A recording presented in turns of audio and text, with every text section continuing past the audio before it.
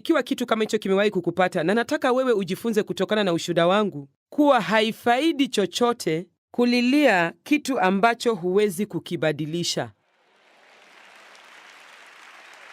Amen. Utalia hadi lini? Utahuzunika kwa muda gani? Utaishi kwa majuto hadi lini? Mwenzangu, majuto humaliza nguvu. Laiti nisinge, laiti ninge, kama huku, kama uli. Na kwa hivyo hii ni leo, na tuwe watu wa sasa, kwa sababu imani ni sasa. Imani si jana, imani si kesho. Leo nina imani kuwa Mungu anaweza kushughulikia ya jana, na leo nina imani kuwa Mungu anaweza kushughulikia ya kesho.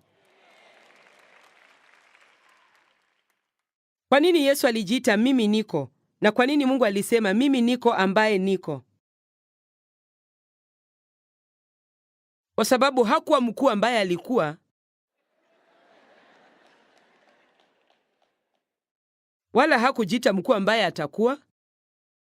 Kuna ujumbe hapa, alisema mimi niko. Mimi niko. Mbona unaogopa na kusononeka? Mimi niko hapa sasa hivi katika maisha yako sasa hivi, pahala ulipo hivi sasa hivi, pahala ulipo hii leo.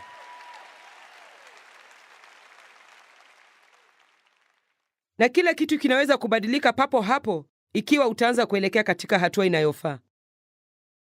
Sisemi kuwa shida zako zote zitapotea punde tu unapotoka katika jumba hili, lakini angalau unaweza kuanza kuelekea katika hatua inayofaa kwa kuwa na fikira mpya kuhusu maisha. Usahau yaliyopita.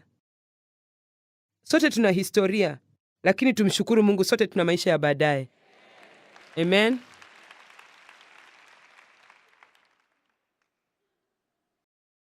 Kumbukumbu la Torati 34:7 na 8.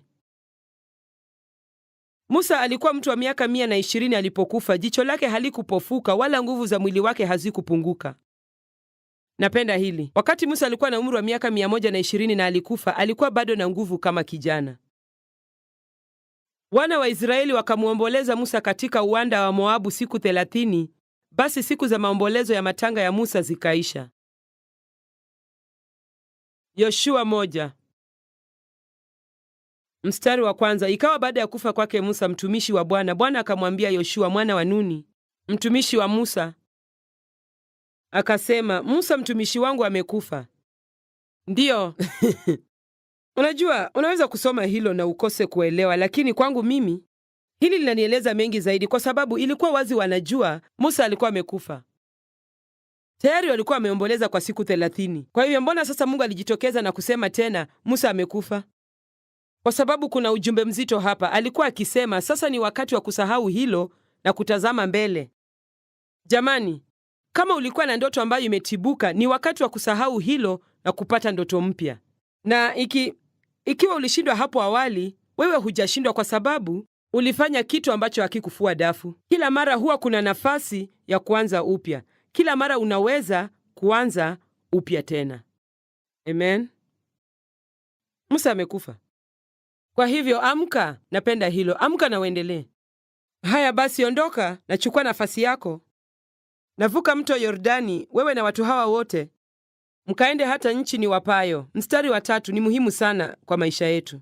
Kila mahali zitakapokanyaga nyayo za miguu yenu, nimewapa ninyi kama nilivyomwambia Musa. Unaona, Mungu alikuwa akisema, tayari nishatengeneza njia. Kila kitu tayari kimepangwa.